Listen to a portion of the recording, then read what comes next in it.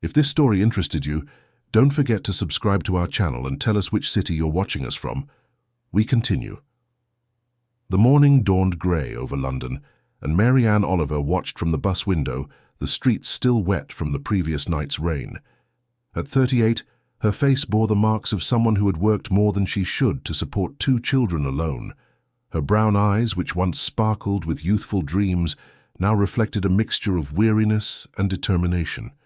She adjusted her bag on her lap and checked her watch for the 3rd time. On that journey, she couldn't be late. She could never be late. For 5 years she had worked as a nanny for the Sterling family. Arthur Sterling, one of the most powerful businessmen in the country, built his empire in the import and export sector. His company moved millions every month, dealing with countries from all continents. The man was imposing, with a deep voice and a penetrating gaze, accustomed to being obeyed without question. Mary Ann knew that look well. She also knew the tone of voice he used when he was annoyed, the way he ignored her presence, when she served breakfast, as if she were part of the furniture. His children, Brandon and Melinda, were spoiled children who demanded constant attention.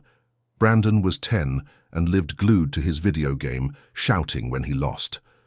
Melinda, 7, cried over anything and only calmed down when Mary Ann sang to her. Arthur's wife, Sylvia, was an elegant woman who spent more time at the beauty salon and designer boutiques than at home. Mary Ann practically raised those children, but she never received a sincere thank you from any of them. The work was exhausting. It started at 7 in the morning and only finished after 7 at night. Sometimes, when Arthur had business dinners or Sylvia went out for her social events, Mary Ann had to stay even later. But the salary, although not generous for the number of hours worked, was what kept her own family alive. With it, she paid the rent for the small apartment in the East End, bought food, medicine for her mother who had diabetes, and managed to give some dignity to her children. Gabriel and Laura, her 2 treasures. Laura was 16 and studied at a public school, dreaming of going to university to study nursing. She was a sweet, responsible girl who helped take care of her grandmother when Mary Ann was working. And Gabriel. Ah, Gabriel. That boy was different from birth. Mary Ann vividly remembered the day she realized her son had something special. Gabriel was only 5 when he started imitating accents he heard on television. It wasn't just childish imitation. He captured nuances, intonations, rhythms. By the age of 7, he could already converse in basic English just by watching cartoons. At 9, he asked his mother to buy used language books at the corner second-hand bookstore. Mary Ann didn't understand where that thirst for learning came from. The boy studied alone. He spent hours at the local public library, where he had access to free internet. He downloaded language apps, watched video lessons, talked to foreigners in online forums. It was as if he had been born with a gift that needed to be exercised, cultivated, expanded. And Mary Ann, even without fully understanding that obsession, always supported him.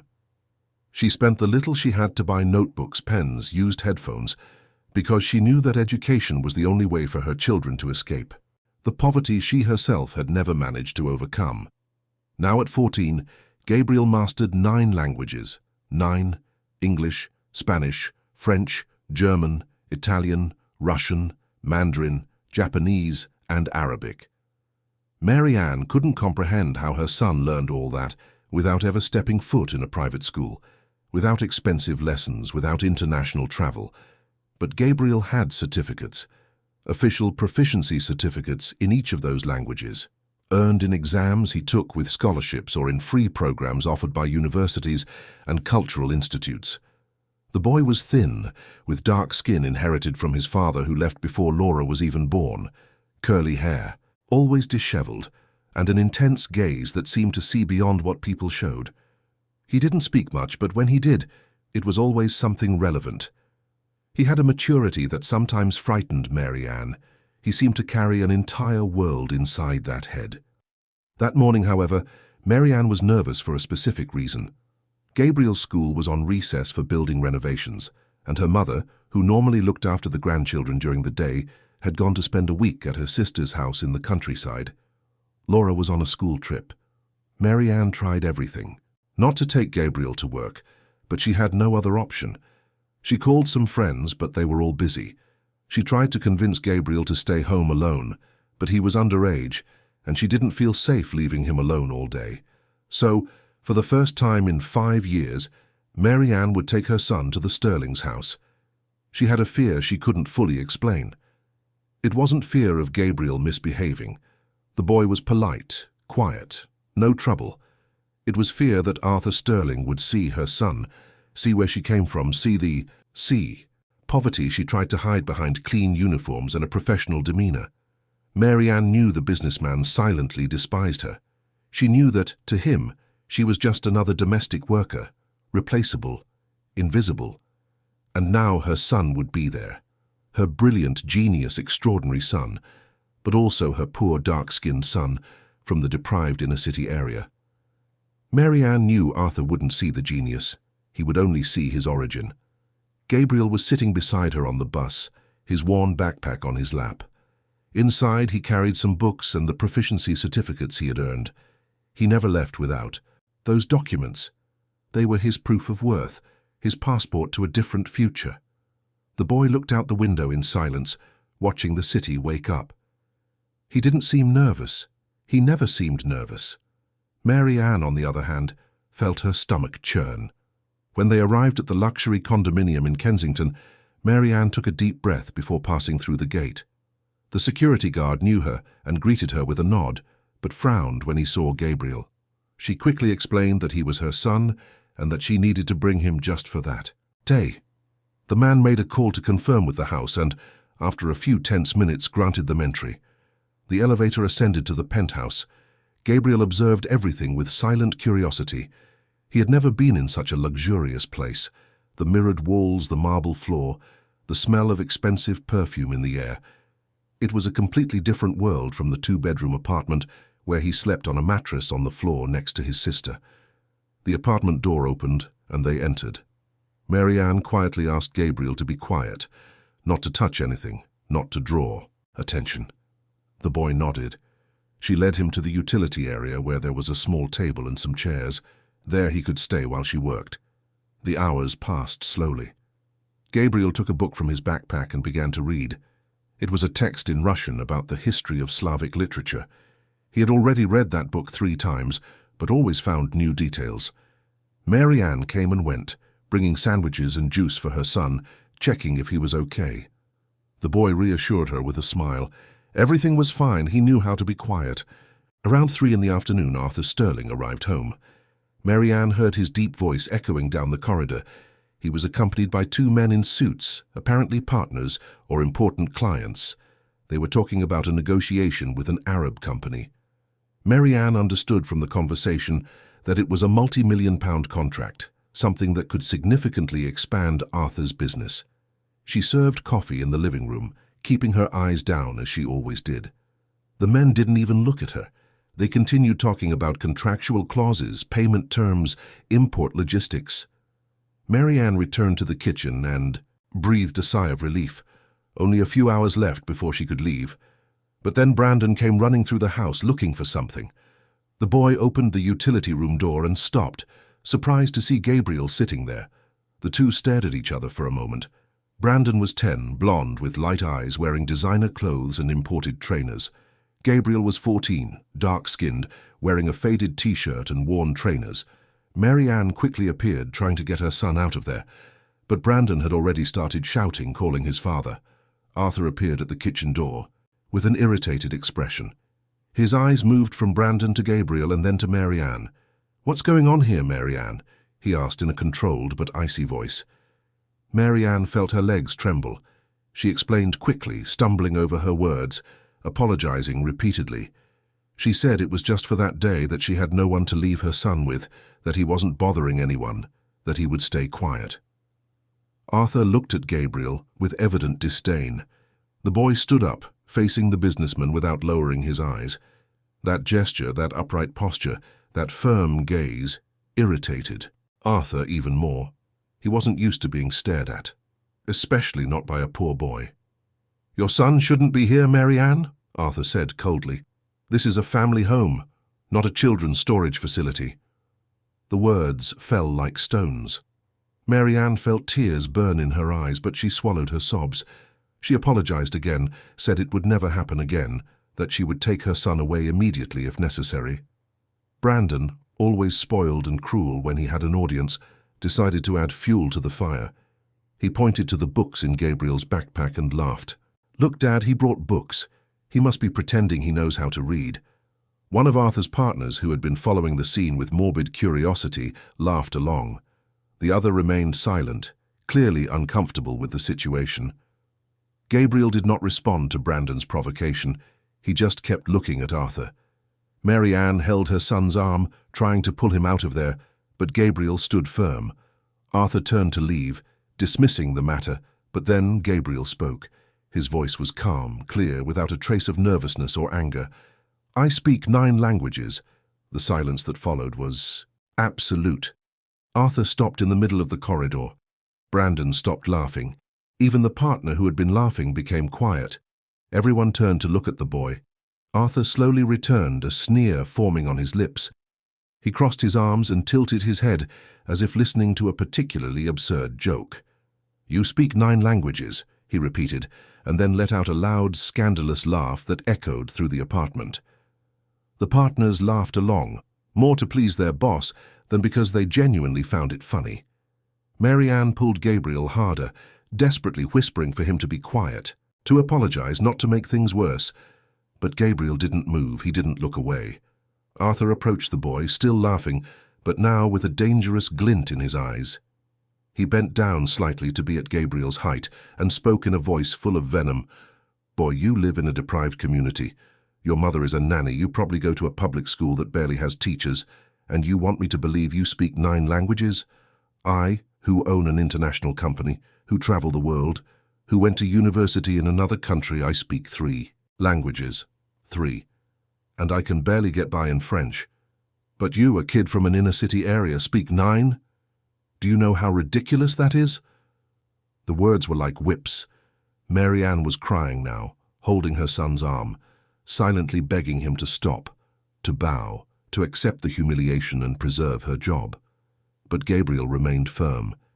He opened his mouth and began to speak, first in English, then in Spanish, French, German, Italian, Russian, Mandarin, Japanese. And finally, in classical Arabic, he pronounced a complex sentence about business ethics and honor in commercial transactions.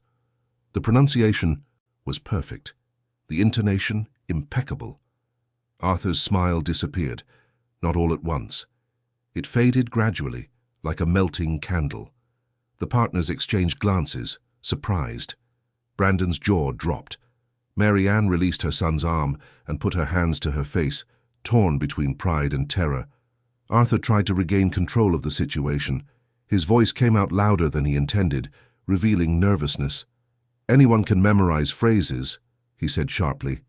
"That proves nothing. You're exaggerating, you're lying.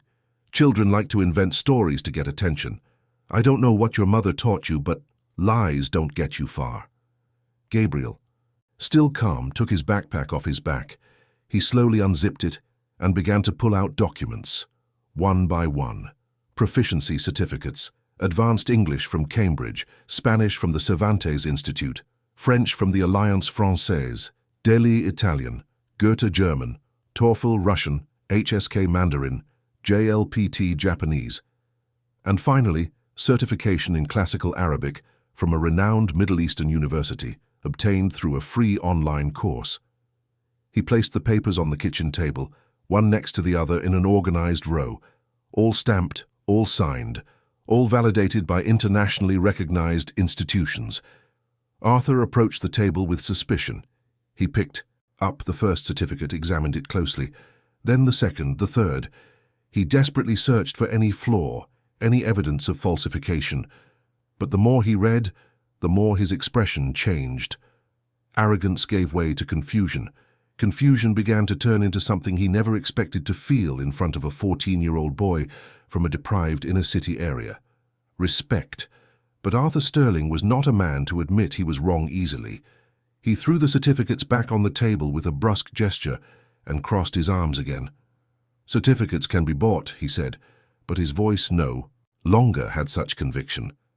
Gabriel took his phone out of his pocket. It was an old device with a cracked screen, but it worked. He opened a video call app and dialed a number. In a few seconds, a middle-aged Asian woman appeared on the screen. Gabriel began to speak to her in Mandarin. The conversation flowed naturally, with Gabriel asking complex questions about contemporary Chinese literature and the teacher responding with visible enthusiasm. After a few minutes, Gabriel turned the phone to Arthur and said in English, "This is Professor Zhang. She has been teaching Mandarin online for over 15 years. You can ask her about me." Arthur, now completely disconcerted, took the phone. Professor Zhang, in heavily accented but understandable English, explained that Gabriel had been the best student she had ever had in her entire career, that he learned in 2 years what most students took 5 to master, that he had an exceptional cognitive ability for languages, and that she had recommended the boy for scholarship programs at international universities. When Arthur returned the phone, his hands trembled slightly. He looked at Gabriel as if seeing him for the first time, no longer as the nanny's son, no longer as a boy from a working-class community, but as someone who challenged all his beliefs about merit, origin, and worth. Mary Ann was in shock.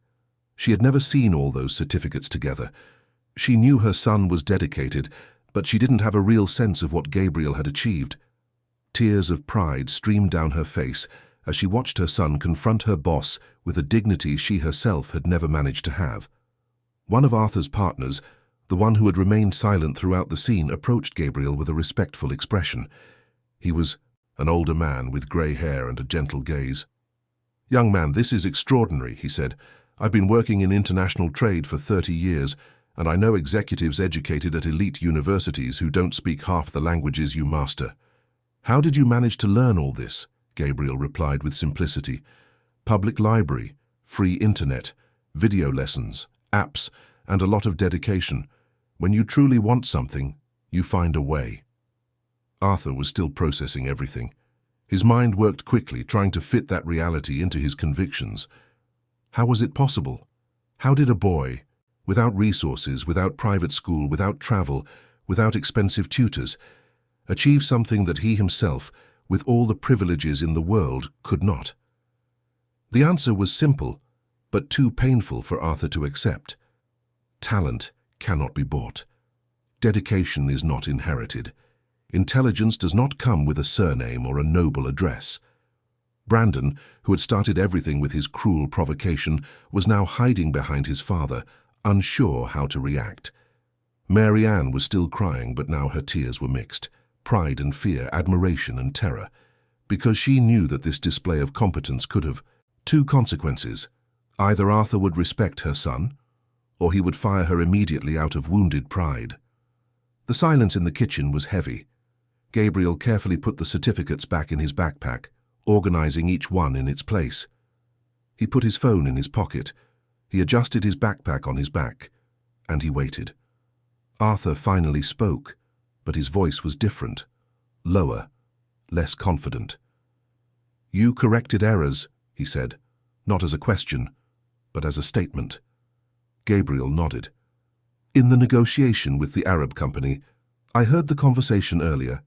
You used incorrect terms 3 times, terms that can completely change the meaning of the contractual clauses.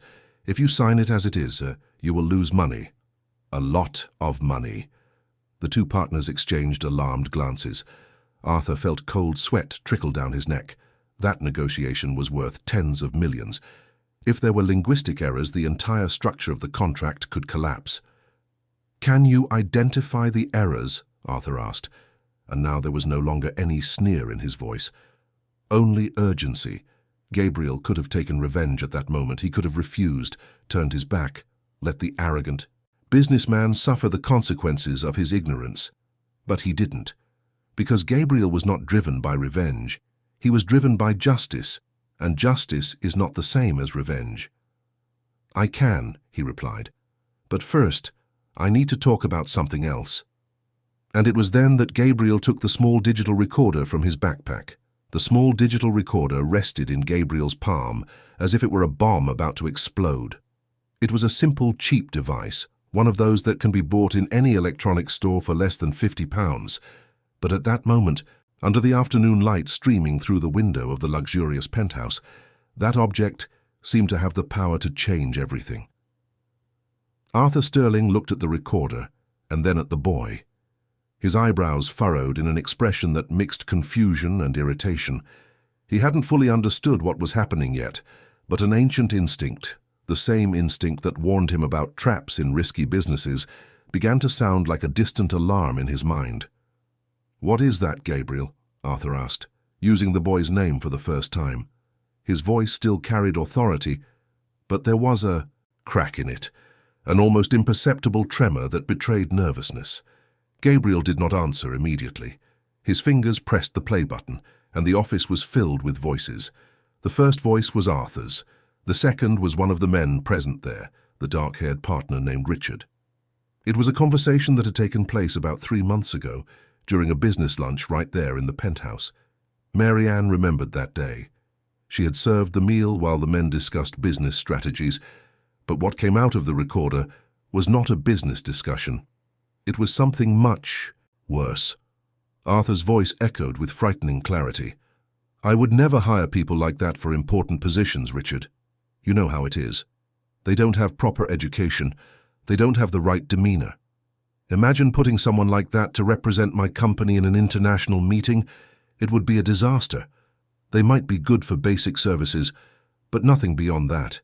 It's a matter of standard, of image." Richard's voice responded with a laugh. "I understand perfectly. You have to maintain the level. You can't mix things up. Everyone in their place." And Arthur continued. "Exactly. And another thing, they have a different culture. They don't understand commitment, discipline. They want everything made easy. I've given opportunities to some and always regretted it. Better not even risk it. I keep them in operational roles and that's it. That way everyone stays in the right place." Mary Ann put her hands to her mouth, stifling a gasp. She remembered that lunch. She remembered being in the kitchen, preparing dessert, unaware that she was being discussed in that way. Unaware that the man she had faithfully worked for 5 years saw her as inherently inferior, incapable of growing, eternally, destined for subordinate roles. Tears streamed down again, but now they were different. They were not tears of fear or shame. They were tears of suppressed anger, of accumulated humiliation, of years of veiled disrespect that finally found a voice. 5 years of arriving early, leaving late, caring for other people's children with affection while leaving her own at home. 5 years believing that if she worked hard, if she was dedicated, maybe one day she would get a fair raise, maybe sincere recognition, and all this to discover that for Arthur she would never be more than a basic service. Brandon was pale. Even he, at 10 years old and with his pampered upbringing, could understand that something very serious was happening. Arthur's 2 partners remained motionless. Richard, whose voice was also on the recording, had a red face from embarrassment. The other, the grey-haired gentleman, shook his head with visible disappointment. Arthur tried to speak, but Gabriel continued to hold the recorder. There was more. The conversation continued with even more specific comments, citing company employees by physical characteristics and origins, categorizing people as if they were products on a shelf. Black people for manual labor, beautiful women for reception, people from deprived communities kept away from positions of trust. Each word was a sharp blade cutting through the facade of a respectable businessman that Arthur publicly maintained. When the recording finally ended, the silence that followed was deafening. Gabriel turned off the device and held it firmly, looking directly at Arthur. The businessman was white, not the pallor of fear, but the pallor of someone who has just seen their entire life crumble before their eyes. "You recorded me," Arthur said, and his voice came out as a hoarse whisper. "You invaded my privacy. That's a crime." Gabriel shook his head calmly. "It's not a crime, I checked. In the UK, unilateral recording is permitted when one of the parties is present in the conversation, especially if used as evidence of an illicit act. I was here that day. My mother brought me because school was on strike. I stayed in the utility area, but I heard everything, and I recorded it, legally." Richard tried to intervene, his voice tense and sharp. "That proves nothing. It was a private conversation, taken out of context. Any lawyer would throw that out." Gabriel turned to him with an expression that revealed a frightening maturity for a 14-year-old boy. Context doesn't change content, and 3 months of text messages between you discussing discriminatory hiring policies also help establish the context. Yes, I have access to that too. All legal, all documented. Arthur took a step back as if he had been punched. He looked at Gabriel with a mixture of shock and something close to fear. How did that boy he had ridiculed minutes ago, manage to do all that? How did he access private information? How did he know about employment law and civil rights? The grey-haired partner, who had remained silent until then, finally spoke. His voice was serious, laden with the authority of someone who had lived many years and knew the consequences of things. Arthur, if this leaks, the company is finished. I'm not exaggerating. Employment tribunals, investigations by the Labor Prosecution Office, client boycotts, destruction of image. Everything you've built in the last 20 years will disappear in a week. And you know it. Arthur knew. Of course he knew. He had seen companies bigger than his collapse due to discrimination scandals. He had seen powerful executives publicly humiliated, losing everything. But he never imagined it would be him. He never imagined that a 14-year-old boy would be able to bring him down. The businessman took a deep breath, trying to regain control of the situation. He looked at Gabriel and, for the first time, spoke in a tone that was neither scornful nor angry, but of someone trying to negotiate. What do you want, Gabriel? Money? Does your mother want a raise? Is that it? How much? Gabriel did not move. His expression remained neutral, almost indifferent. I don't want money, I want justice. Arthur let out a short, nervous, humorless laugh. Justice. You're 14 and you're talking about justice. Do you know how the world works, boy? Justice doesn't exist. There's power, there's money, there's influence, and I have all of that. You have a cheap recorder and an illusion. It was then that Mary Ann spoke. Her voice came out low but firm. She had stopped crying. Her eyes were fixed on Arthur, and there was something in them that the businessman had never seen before. There was dignity. There was strength. There was an absolute refusal to continue being invisible. Mr. Sterling, I worked for you for 5 years. I took care of your children as if they were my own. I cleaned your house, I cooked your food, I cancelled appointments with my own family to be here when you needed me. And all the while you saw me as inferior, as someone who didn't deserve respect. My son is 14, but he understands one thing you never understood. Justice is not an illusion. It is a necessity. And when people have nothing left to lose, justice becomes the only thing that matters. Mary Ann's words fell like hammers. Arthur looked at her and saw for the first time in 5 years a person, not a nanny, not an employee, a person with feelings, with pains, with destroyed dreams and stifled hopes. And for the first time, he felt something he hadn't experienced in a long time. Shame. Brandon started to cry. The boy didn't fully understand what was happening, but he felt that something precious was breaking. He ran to his room and slammed the door. Richard looked at the floor, unable to face Mary Ann or Gabriel. The grey-haired partner watched everything with deep sadness in his eyes. Gabriel finally spoke, detailing what he wanted. And, when he began to list his demands, Arthur realized he was not dealing with a child. He was dealing with someone who had planned every step, anticipated every reaction, prepared every move like an experienced chess player. First, my mother will be promoted to family care supervisor, with a salary commensurate with the position and all employment rights regularized, a formal employment contract, paid holidays, a Christmas bonus, and pension contributions. Everything she should have received from the beginning, but that you always promised and never delivered. Arthur opened his mouth to protest, but Gabriel continued. Second, the company will create a scholarship program for young people from deprived communities.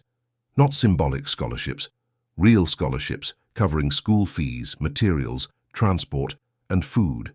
50 scholarships in the first year, 100 in the second, 200 in the third, with pedagogical and psychological support, and selection will be based on merit, not recommendation. Richard let out a groan of protest. That will cost millions. Gabriel ignored him. Third, I will be hired as a junior linguistic consultant. I will work part-time so as not to hinder my studies, reviewing international contracts, participating in negotiations when necessary, and training employees in languages. A salary commensurate with the position, a formal employment contract, all within the law.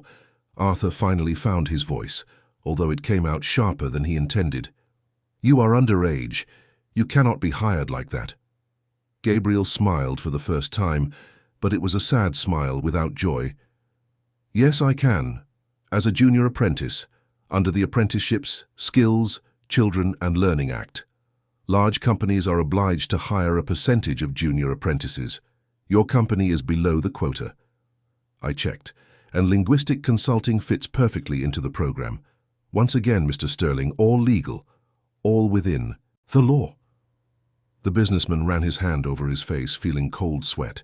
He looked at his partners for support, but Richard was too busy trying not to vomit, and the grey-haired gentleman just shook his head, indicating there was no way out.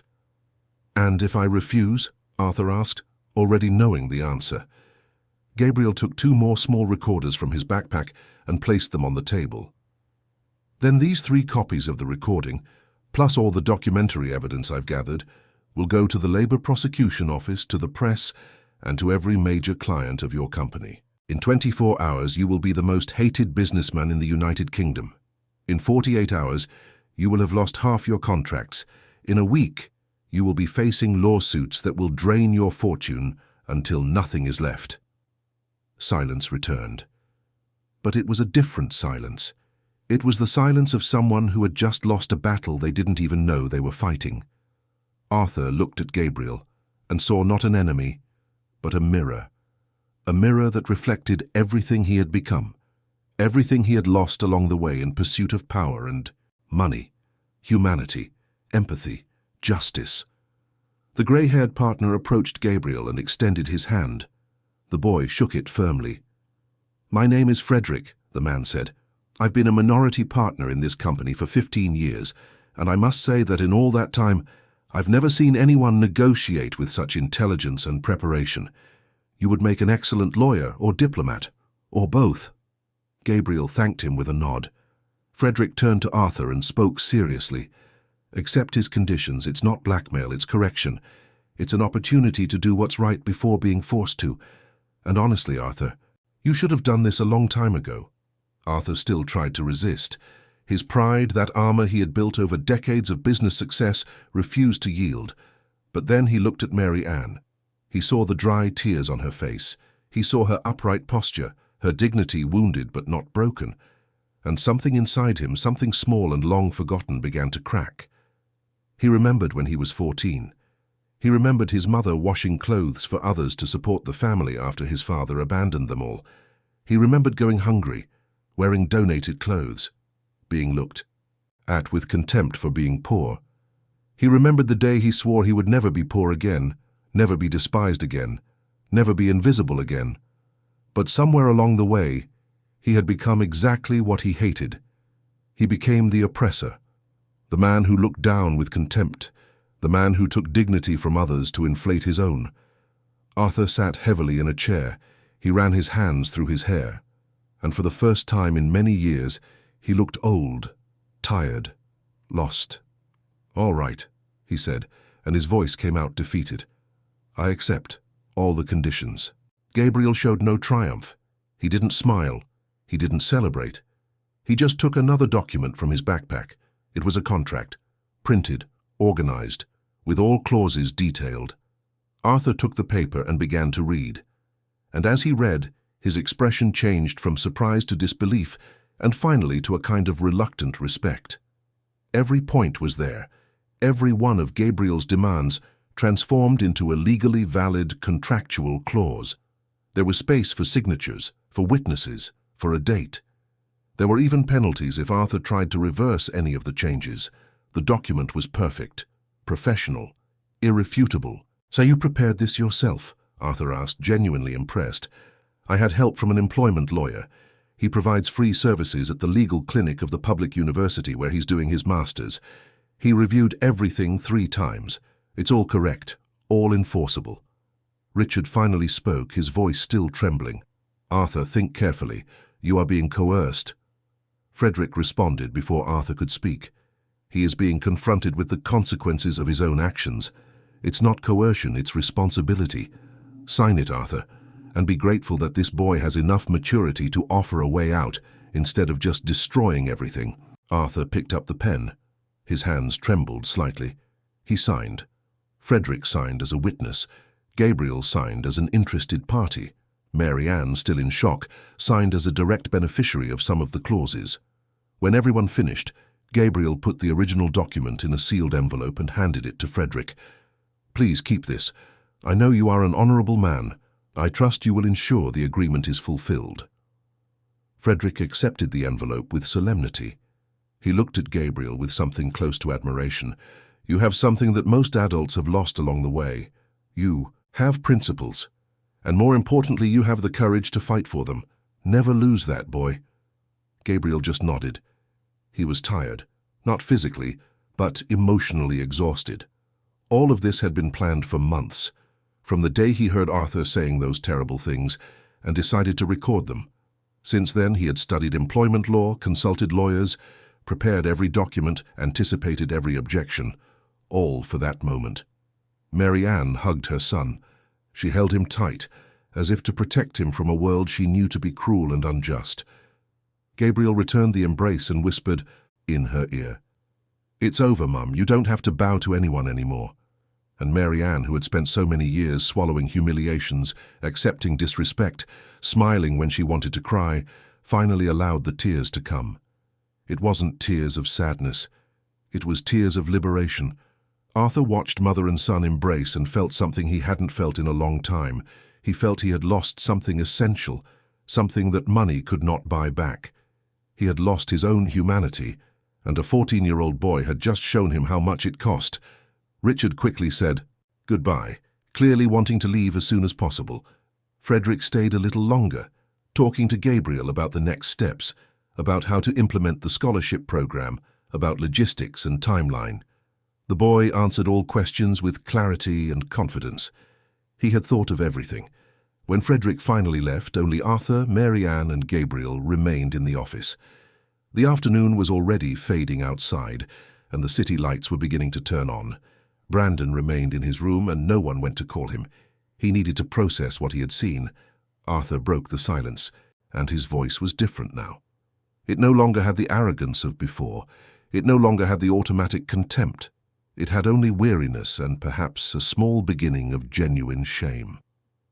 "Gabriel, those errors in the Arab negotiation you mentioned, can you still show me what they are?" Gabriel nodded. He sat at the table and picked up the negotiation documents that were on the table. For the next hour, he explained each linguistic error, each cultural nuance that had been ignored, each term that could be interpreted differently. Arthur listened in silence, taking notes, asking questions. And, as he listened, he understood that that boy had not only saved his reputation, he had saved millions in contracts that could have collapsed due to avoidable errors. When Gabriel finished, Arthur remained silent for a long moment. Then he asked a question that had nothing to do with business. "Why didn't you destroy me? You had the power to do that. You could have publicly humiliated me, ruined me. Why did you offer a way out?" Gabriel looked the businessman in the eyes and replied with a simplicity that was deeper than any complex philosophy. "Because destroying you wouldn't fix anything. It wouldn't bring justice. It would only create more pain. I don't want revenge, I want change, and real change only happens when people have a chance to do things differently." Those words hung in the air.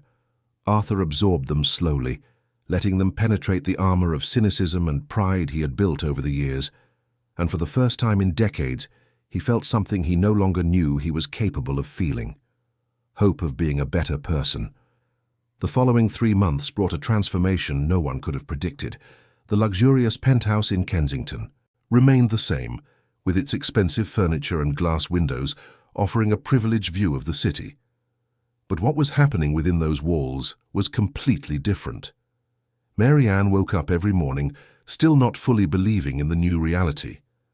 Now she had a formal employment contract as a family care supervisor, a title that felt strange in the first few days. but which she gradually learned to carry with dignity. Her salary had practically tripled. For the first time in years, she could pay the bills without the tightness in her chest, without having to choose between buying medicine for her mother or food for her children. But the most profound change was not in her paycheck. It was in the way she was treated. Arthur no longer called her with that impatient tone. He didn't bark orders as if she were an object. He greeted her in the morning. He asked about her family. He listened when she suggested changes to the children's routine. And although there was still a distance between them, it was a distance of mutual respect, not contempt.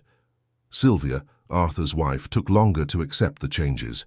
In the first few days, she treated Mary Ann with icy coldness, clearly resentful of having to acknowledge a former nanny as a supervisor. But as the weeks passed, something changed. Perhaps it was when Mary Ann suggested a better educational schedule for Brandon and Melinda, based on child development studies she had read, or when she organized the children's activities so efficiently that Sylvia had more free time without sacrificing the quality of care. Gradually the ice melted.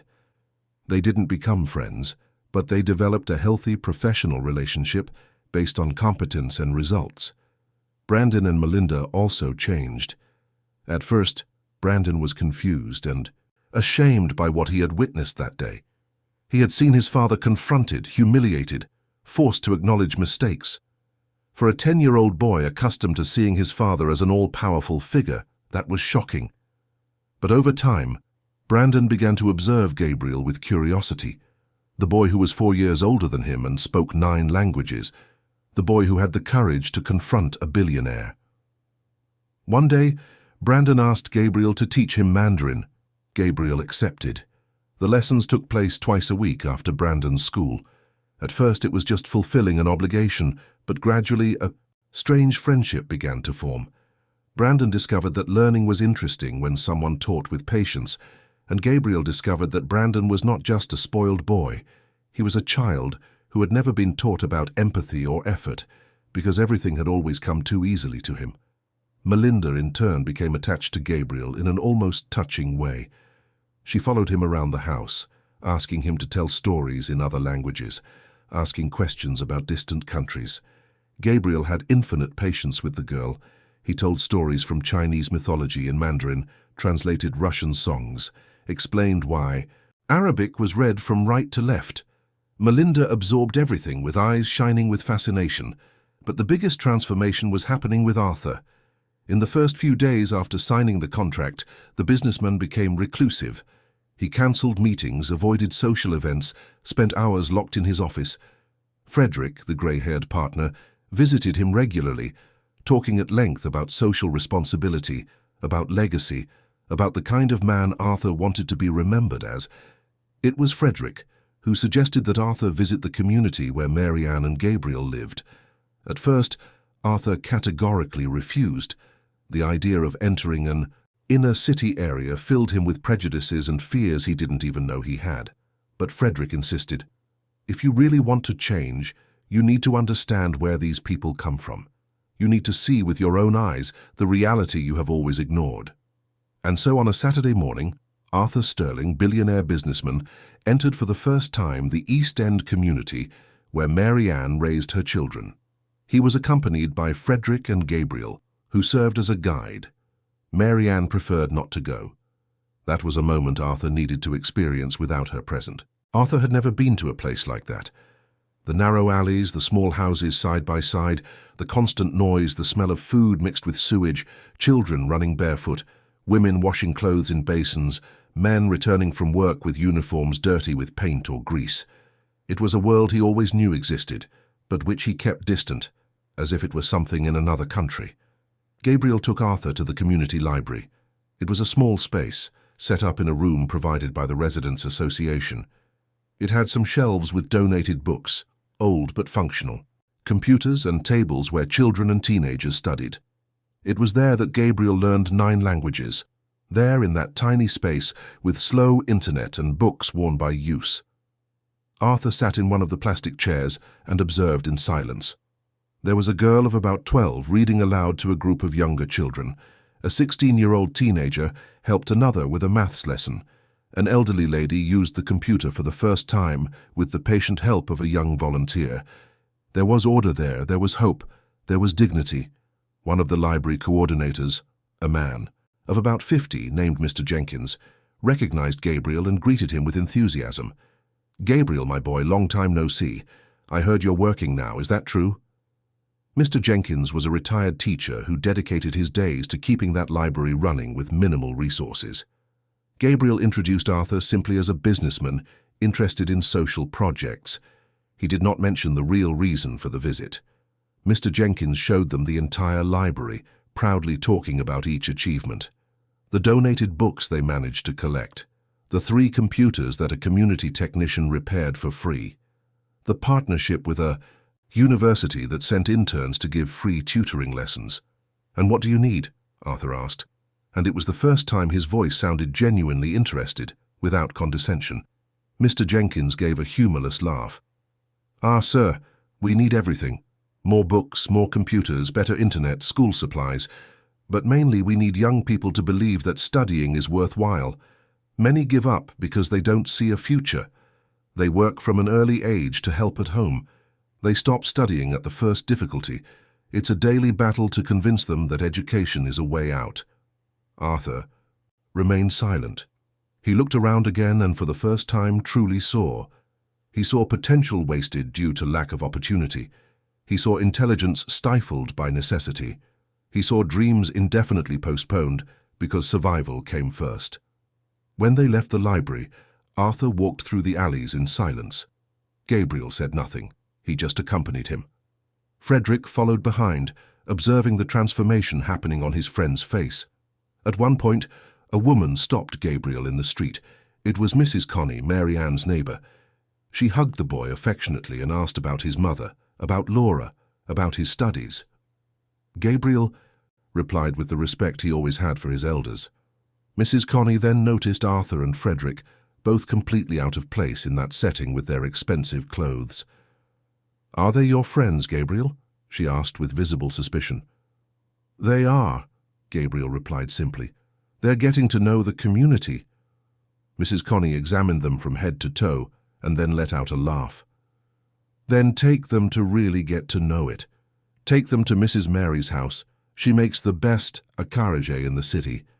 And to Mr. Paul's workshop, he fixes things everyone said couldn't be fixed. Show these gentlemen that there's more than poverty here. There are hard-working, honest, talented people, people who deserve respect." And that's what Gabriel did. He took Arthur and Frederick to meet Mrs. Mary and taste the acarajé.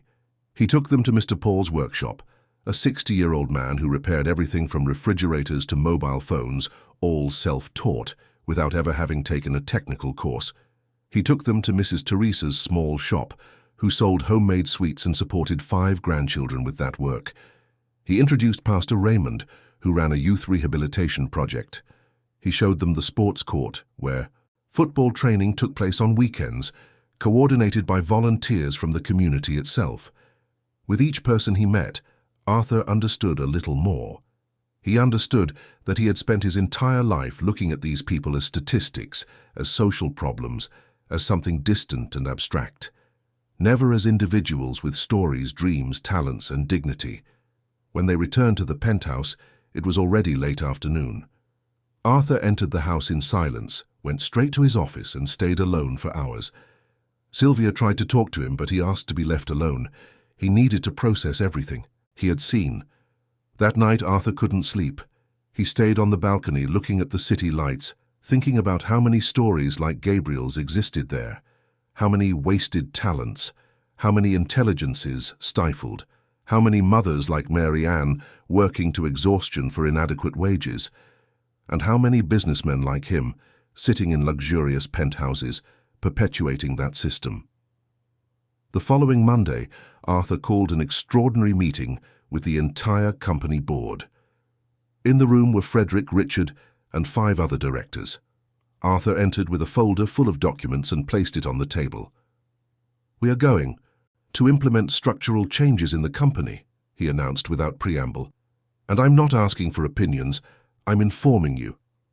For the next 40 minutes, Arthur detailed a complete plan for restructuring hiring processes. There would be no more exclusion based on origin, ethnicity, or social class. The criteria would be exclusively merit, competence, and suitability for the role.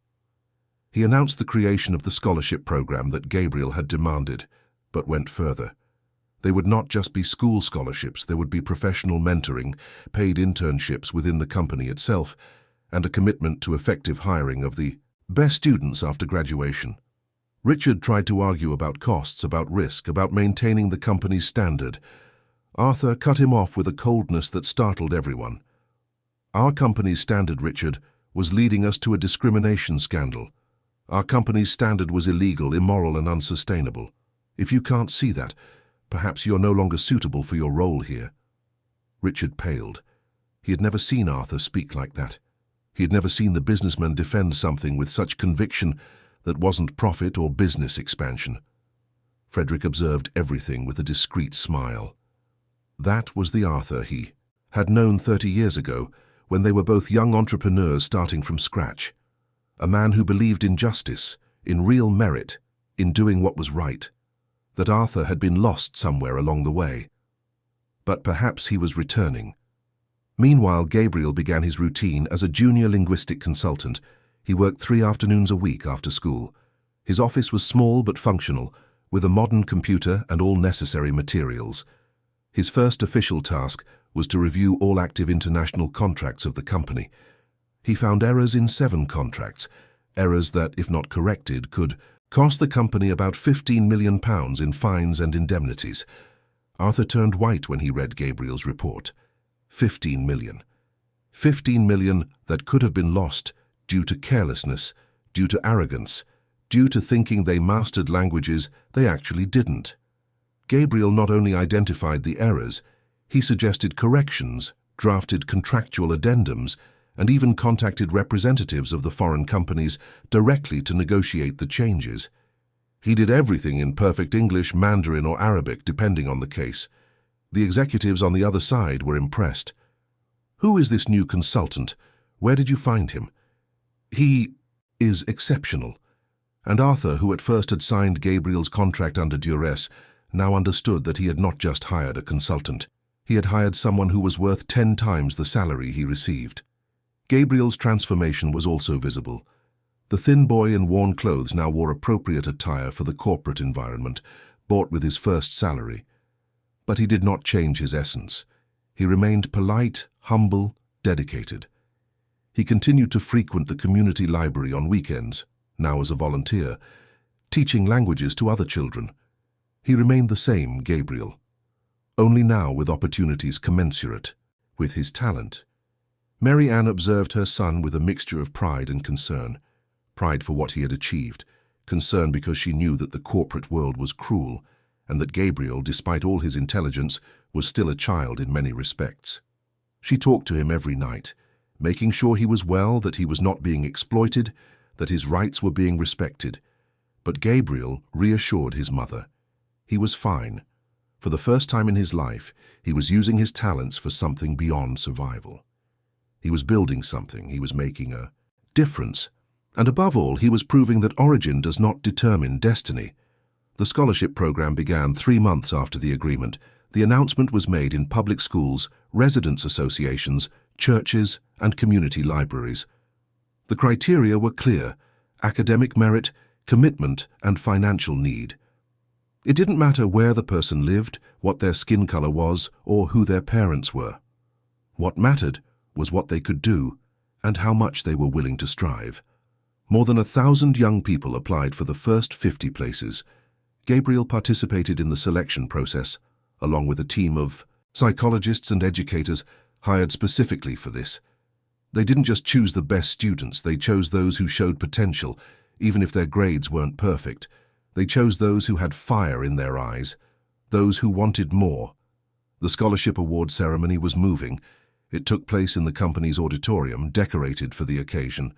50 young people and their families were invited. Most had never entered a corporate building before. They looked at everything with wide eyes, trying to absorb that world that had always seemed so distant. Arthur gave the opening speech. And for the first time, in many years, he spoke from the heart. He told about his own humble origins. He told how he almost forgot where he came from. He told how a 14-year-old boy had to remind him that talent has no address and that opportunity should be based on merit, not privilege. He introduced Gabriel to the audience. The boy went on stage to enthusiastic applause. Arthur placed a hand on his shoulder and said, "This young man taught me more about justice and courage in one day than I learned in 20 years of my career." He proved that when you give real opportunity to talented people, they not only seize it, they excel. And this program exists because he had the courage to demand that I do what was right. Gabriel spoke briefly. He said that those scholarships were not charity. They were an investment in the people who would build the future of the UK. He said that each of them there had the potential to change not only their own lives, but their families, their communities, their country, and that he hoped to see them in a few years, not as beneficiaries of a social program, but as competent professionals, making a difference in their fields. Marianne was in the audience crying with emotion. Laura, her 16-year-old daughter, was beside her, also moved. Mrs. Connie, Mr. Jenkins, Mrs. Mary, all were invited. They represented the community that believed in Gabriel when no one else would. After the ceremony, there was a cocktail party. For the first time, families from deprived communities shared the same space as executives in suits and ties. At first there was tension, suspicious glances, invisible barriers, but gradually conversations began to flow. The executives discovered that these people had fascinating stories, inspiring dreams, a grit that most of them never needed to have. And the families discovered that not all rich people were the same, that some truly cared. Frederick circulated through the hall, talking to everyone, bringing people together. He was good at it, always had been, and he watched Arthur from afar, seeing his friend finally reconnect with his own humanity. Sylvia was also there, and to everyone's surprise, she was one of the most attentive hosts. She talked at length with Marianne about the challenges of raising children, and for the first time the two women connected not as employer and employee but as mothers. Sylvia admitted that she had much to learn from Marianne about resilience and dedication, and Marianne, generous despite everything, said she also had much to learn about administration and organization. Brandon and Melinda were running around the hall with other children of the scholarship recipients.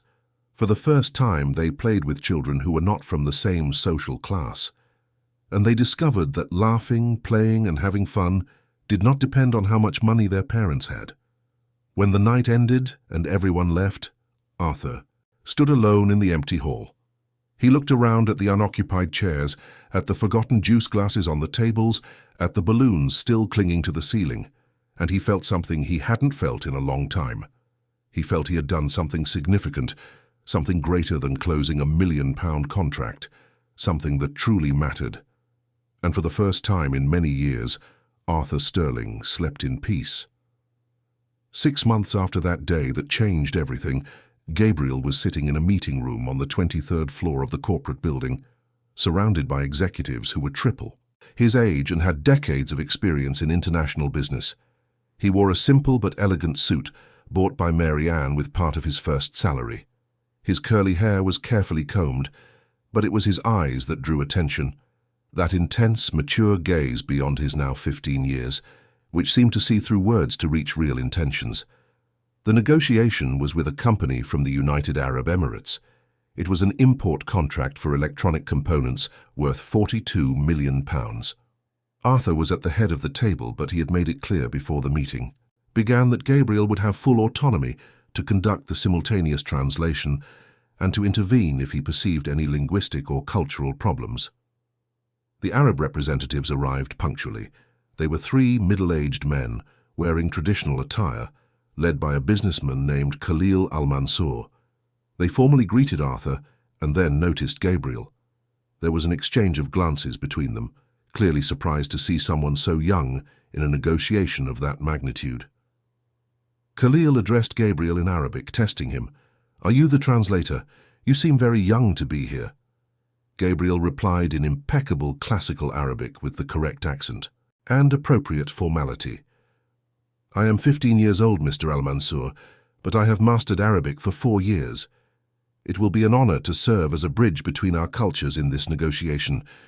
May Allah bless our meeting with honesty and mutual prosperity. Khalil's face lit up. He replied in Arabic, now with a tone of genuine respect. Your pronunciation is excellent, and you know the appropriate greetings. This is rare in someone so young, especially in the West. Where did you learn? Gabriel explained briefly, still in Arabic, about his learning journey. Khalil listened with growing attention and then turned to Arthur, this time speaking in English. Mr. Sterling, this young man is extraordinary. In my experience working with British companies, I have never met anyone who so deeply understood not only the language, but the cultural nuances of the Arab world. The meeting began. Gabriel translated simultaneously, but he did more than that. He captured not only the words, but the intentions behind them. When Khalil used an expression that could be interpreted in multiple ways, Gabriel explained the different meanings before Arthur responded. When a technical term was mentioned, he checked that everyone had the same understanding before proceeding. At one point during the discussion of payment clauses, one of the Arab representatives used a grammatical construction that could create a significant contractual loophole. It was subtle, something that would go unnoticed by most translators. But Gabriel noticed. He excused himself and delicately pointed out the ambiguity. He explained in Arabic that that formulation could be interpreted in two completely different ways, and that this could create future problems for both parties. Khalil was silent for a moment, analyzing what Gabriel had said. Then he smiled and nodded. You are right, young man, and I thank you for pointing that out. We will rephrase it to make it clear. A good deal is one where both sides understand exactly what is being agreed upon. You serve your company with great wisdom. The negotiation lasted 4 hours. In the end, the contract was signed with terms that fairly benefited both sides. When the Arab representative stood up to leave, Khalil approached Gabriel and placed a hand on the boy's shoulder. Gabriel, I have 3 children. All of them studied at the best universities in Europe.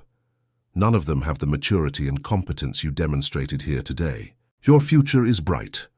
May Allah illuminate your path. Gabriel thanked him with humility. When the Arabs left, the room erupted in praise. The company executives who had watched the negotiation couldn't believe what they had witnessed. Frederick hugged Gabriel with paternal pride. Arthur stood, watching the boy he had ridiculed 6 months ago, and felt a mixture of shame for the past and gratitude for the present. That night, Arthur invited Gabriel and Mary Ann to dinner with him and his family in the penthouse. It was no longer a relationship of employer and employees. It was something different, an improbable but genuine friendship, born of confrontation and matured by mutual respect. During dinner, Brandon kept asking Gabriel questions about the negotiation. The now 11-year-old boy was fascinated. Melinda drew as she listened, creating images of what she imagined the Arab men and their distant countries to be. Sylvia chatted animatedly with Mary Ann about the scholarship program, which had expanded beyond its original plan. There were already 120 young people benefiting, and the waiting list had over 2,000 names. It was during that dinner that Arthur made an announcement that surprised everyone. He had decided to create a foundation. It would not just be a company project. It would be an independent entity, with its own headquarters, dedicated team, and permanent resources. The objective would be to expand the scholarship model throughout the country, create mentoring programs, develop partnerships with universities, and ensure that talented young people from all backgrounds had access to real opportunities. And Gabriel, Arthur said, looking at the boy, I would like you to be the ambassador of the foundation. You would be the face of the program. Your story would inspire other young people to believe that it is possible.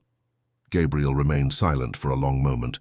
Mary Ann held her son's hand, leaving the decision to him. Finally, Gabriel spoke.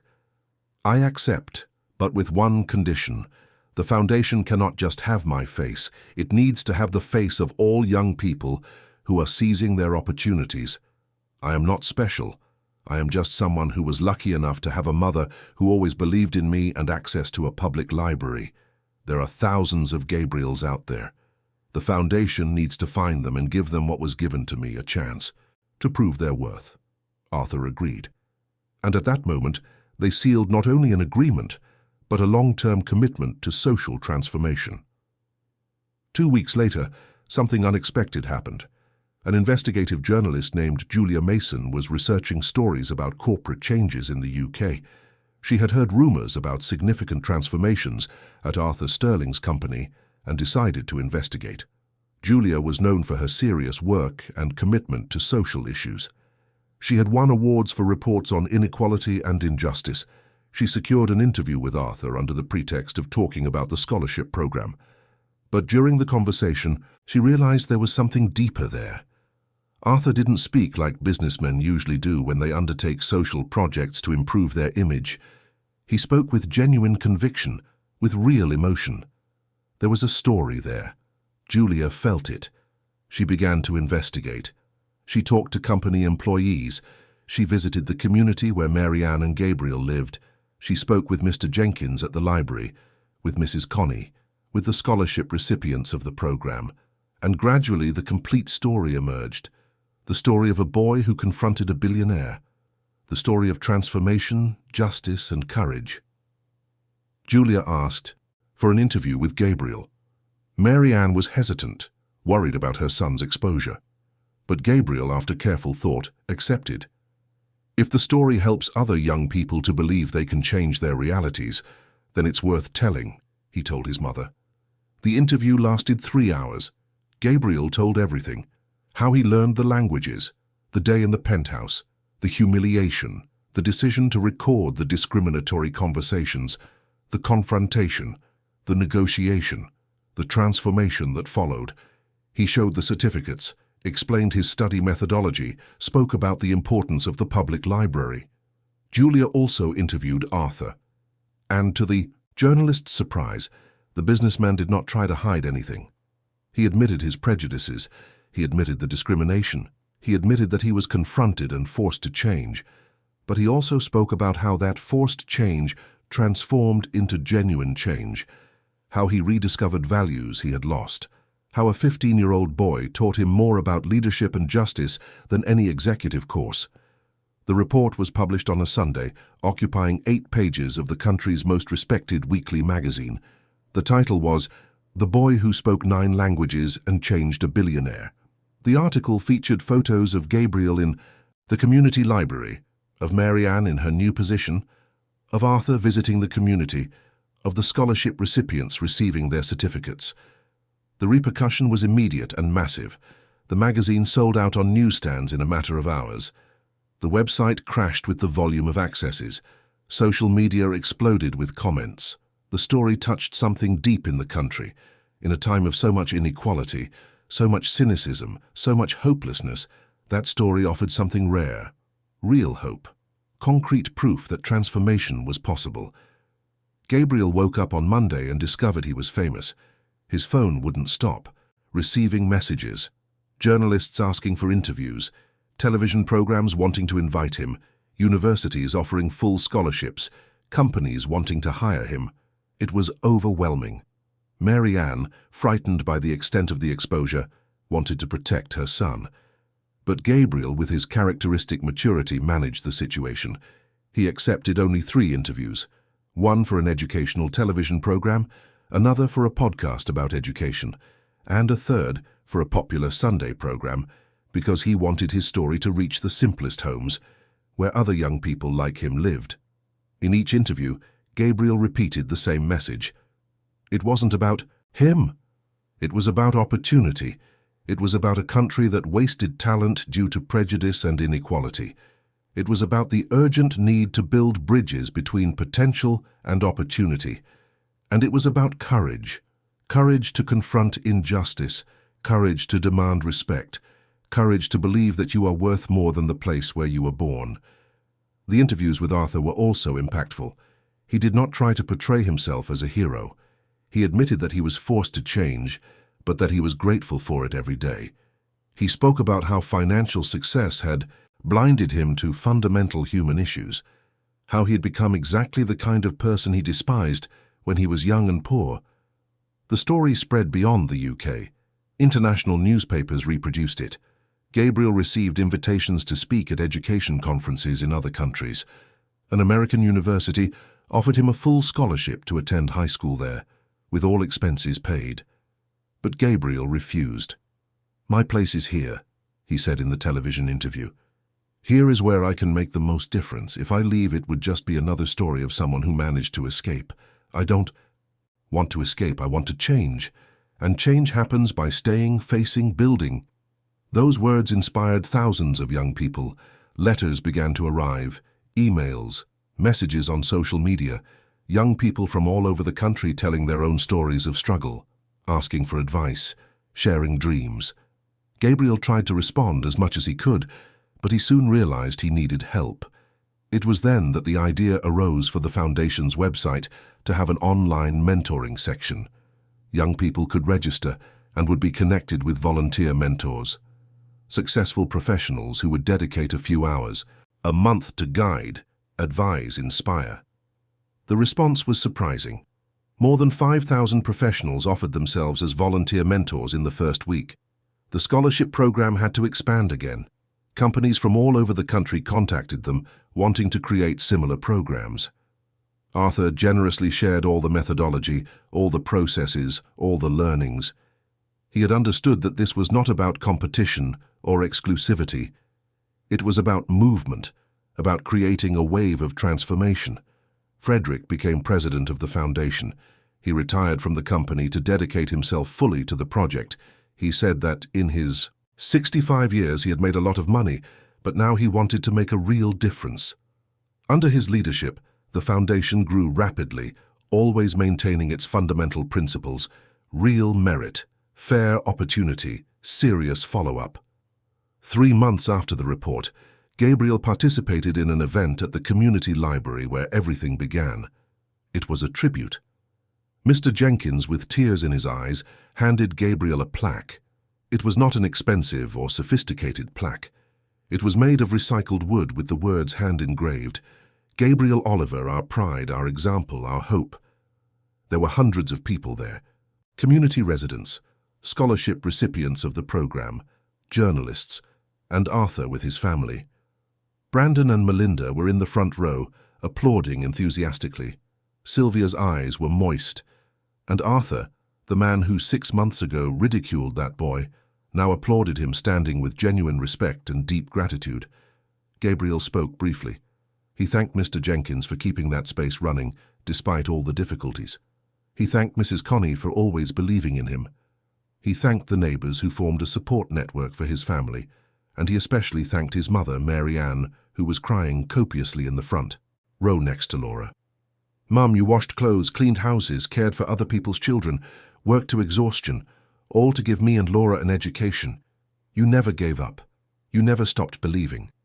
Everything I achieved was because you gave me the foundation, the love, the discipline, the hope.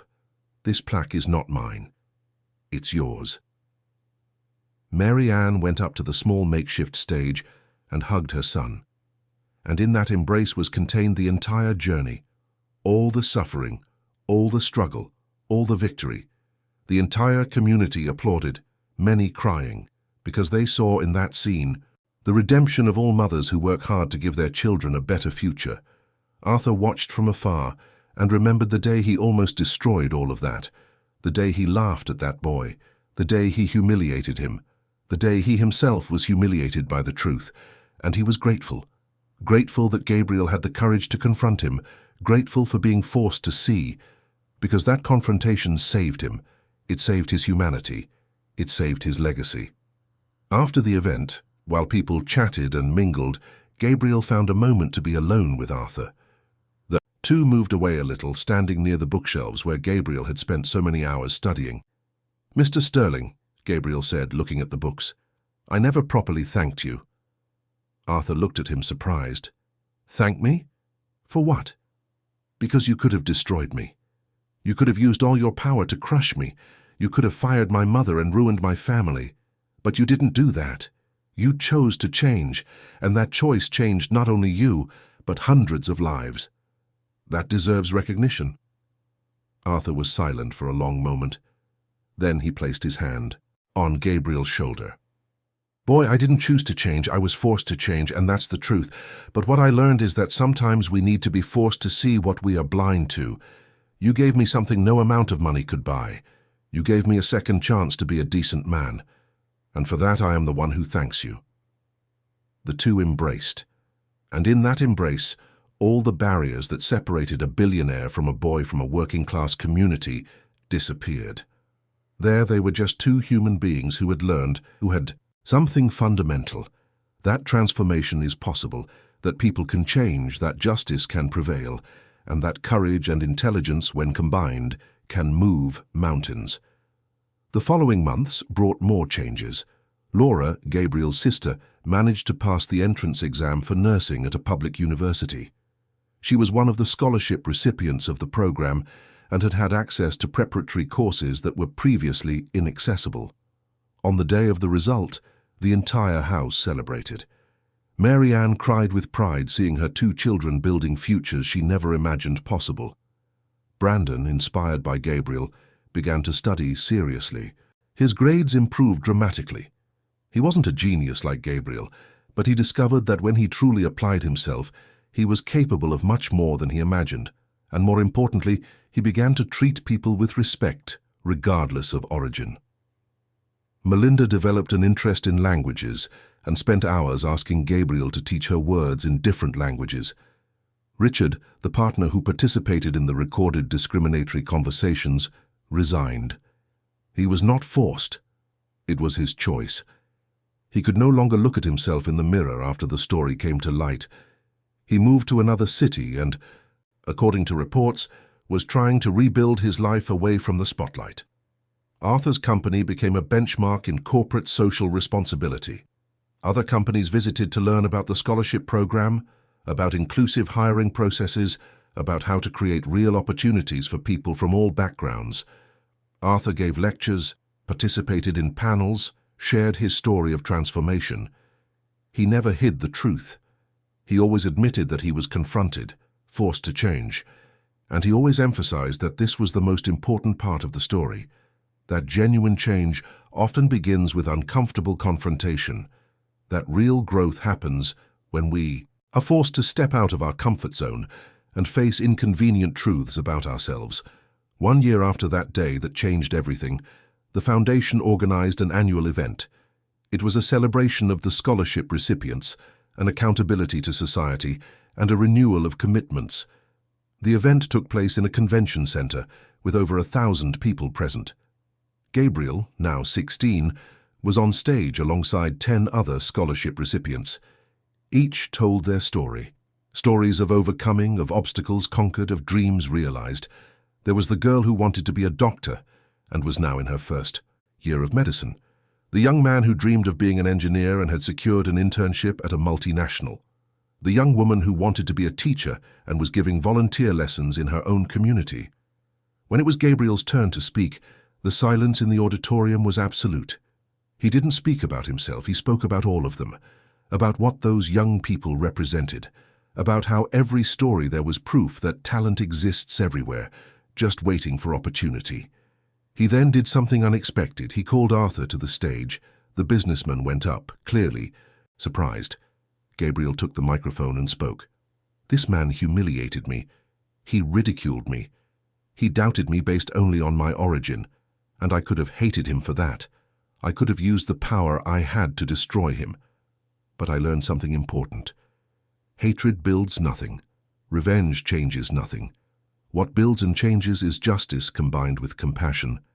And today, 1 year later, this man has become the greatest advocate for young people like me. He proved that people can change, and that is more powerful than any revenge could be." The auditorium erupted in applause. Arthur, with tears in his eyes, hugged Gabriel, and in that embrace, before 1,000 people, the complete transformation of a man who almost lost his humanity, but who was fortunate enough to find someone brave enough to show him the way back, was sealed. Mary Ann watched from the audience next to Laura, Sylvia, and the children. Mrs. Connie was there. Mr. Jenkins, too.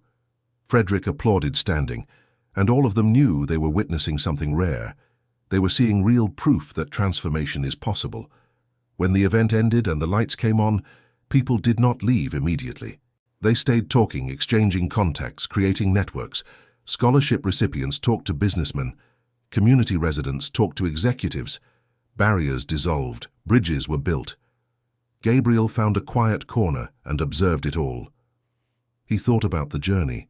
He thought about the 14-year-old boy who entered that luxurious penthouse with fear but refused to be invisible. He thought about all the days studying alone in the library. He thought about his mother working to exhaustion. He thought about the confrontation. He thought about the transformation. And he understood something fundamental. He hadn't changed the world. He hadn't solved inequality. He hadn't ended prejudice. But he had proven that a person, even without power or privilege, can make a difference when combining preparation with courage. They can face giants when they have evidence and principles. They can transform humiliation into justice when they refuse to accept that origin determines destiny. Marianne approached her son and stood beside him, observing the same scene. "Are you proud, Mum?" Gabriel asked. Marianne hugged him. "I have always been proud of you, my son, since the day you were born, and I will be proud forever, not for what you achieved, although that is extraordinary, but for who you are, for never losing your kindness, your humility, your compassion. You could have become bitter with everything we faced, but you chose to be better, and that is worth more than all the languages in the world." Gabriel smiled, a true calm smile of someone who knows they did the right thing. And then he looked to the future. He knew he would have challenges. He knew the world was still unequal, still unjust, still hard on those who came from below. But he also knew that he had proven something important, that it was possible, that it was worth fighting for, that preparation, courage, and integrity could open paths where before there were only walls. Arthur approached them and stood beside Marianne. The three stood there, observing that hall full of hope and possibility. The billionaire who almost lost everything, the mother who never gave up, and the boy who spoke 9 languages and changed not just a company, but lives. Together, they were living proof that when talent meets opportunity, when courage meets justice, when confrontation transforms into transformation, the impossible ceases to exist. And the world, upon learning this story, learned that giants can be brought down not by force but by intelligence, by preparation, and by the absolute refusal to accept that your worth is determined by where you were born. What began as humiliation ended as transformation. What began as oppression ended as justice, and what could have ended in destruction ended in hope. Gabriel looked at his mother and at Arthur and understood that this was not an end. It was just the beginning of something much bigger. It was the beginning of a life dedicated to creating bridges where before there were only abysses, to creating opportunities where before there were only barriers, to proving every day that origin is not destiny, and with that conviction he would move forward, one step at a time, one language at a time, one transformed life at a time. Because Gabriel Oliver, the boy who spoke 9 languages and confronted a billionaire with nothing but intelligence and courage, had learned the most important lesson of all. Justice is not something you receive, it is something you conquer, and when you conquer it for yourself, you have an obligation to help others conquer it too. And that's exactly what he did for the rest of his life. End of story. Dear listeners, we hope that the story of Gabriel, Marianne, and Arthur has deeply touched your heart. If you were moved by this journey of transformation, courage, and justice, please like, subscribe to the channel, and tell us in the comments what stood out to you most in this story. Which moment made you reflect on your own attitudes? Which character inspired you the most? Every day we bring intense stories like this, which reveal the deepest side of the human soul, and make us believe that transformation is always possible. We look forward to seeing you in the next episode, with another story that will stir your emotions and make you believe in the power of human courage and dignity.